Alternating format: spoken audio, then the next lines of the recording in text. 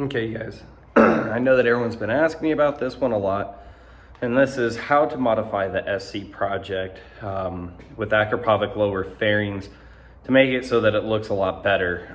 Today I'm gonna go ahead and show everyone how to do that. I've been getting a lot of requests about it, so I figured, you know, it's been a while, probably should go ahead and show some people, share the wealth. So stick around, guys, we'll go ahead and go through it, and I'll show you what I had to do to make it work.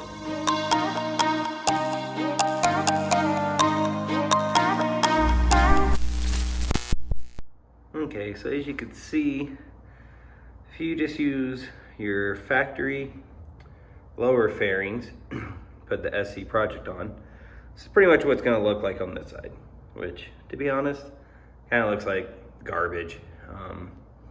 Doesn't really hide anything, just looks like the exhaust is missing. I don't know. Just a really bad design when you do an aftermarket exhaust.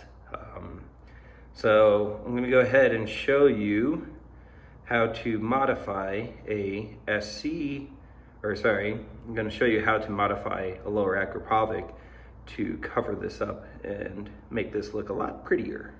So you could buy the lower fairings through Ducati of Omaha. I think it's like $200-300 bucks. Just make sure you get the color match for your bike. They do sell the Corsa, the Especial.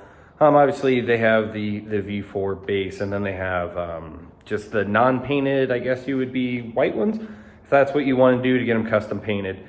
But like I said, that's where I ended up getting mine from. They came really quick. With current situation, don't know how long it takes to get stuff. But that's where you could go to pick them up. So let's go ahead and jump into the video, and I'll show you what modifications had to be done. Okay, so this is pretty much the way that the Akrapovic one's gonna come. You'll have this little guy here that won't be attached, and then also on this side you won't have any of your heat shielding or any of your matting, your sound damping, so you have to kind of take care of all that stuff. And then forgive the little bit of oil here, just got the bike serviced, and I'm guessing either a little bit of residual oil dripped off or something on there, but don't worry, the bike's okay. As you can see underneath, no leaks. Okay, so as you can see already what I had to kind of do. So first thing is, you cannot run this little guy here. The Akrapovic pipe is meant to fit behind here if you chose, and with the SC, this part does stick through this little area a little. And then what you have to do is you have to trim these 4 little guys down. You could use dikes, you could use a Dremel. You just got to kind of take it down a little bit, especially more this guy here. And I actually, my guy here is still just there a little bit, and I might have to do a little bit more heat shielding around this guy, because this guy actually does kind of touch the muffler part. The other thing I had to do is, if you look right here, you have to take a Dremel, and you gotta shave this all out through here. And then I added a stronger titanium heat wrap to prevent melting. So what had actually happened was, at one point I was at a track day, and I noticed that this part here was all kind of melting, and it was actually sticking here. You can kind of see where it's actually, I cleaned it off. And obviously from running the hotter temperatures, that's how that ended up happening. So what you have to do is obviously remove this guy here, and then test fit this piece onto your bike with the SC project, obviously. And then from there, taking it means you're going to put it on and off a couple times, but you just want to shave this down. A Dremel works really good. It just takes a little bit of time and patience to make it look nice and clean.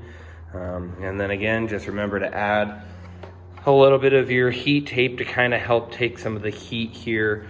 And again, I picked this up off of eBay, I think for $5 for a pretty decent amount. I could add more if I need, but don't know if I need to yet.